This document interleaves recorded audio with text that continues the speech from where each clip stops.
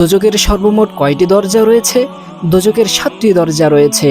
প্রথম দরজার নাম হলো হাদিয়া। এই দরজা দিয়ে মুনাফিকরা প্রবেশ করবে।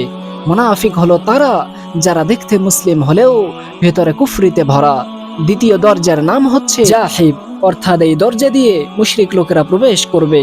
মুশরিক হলো তারা যারা আল্লাহর সাথে শিরক করেছে। তৃতীয় দরজার নাম হলো সাকার।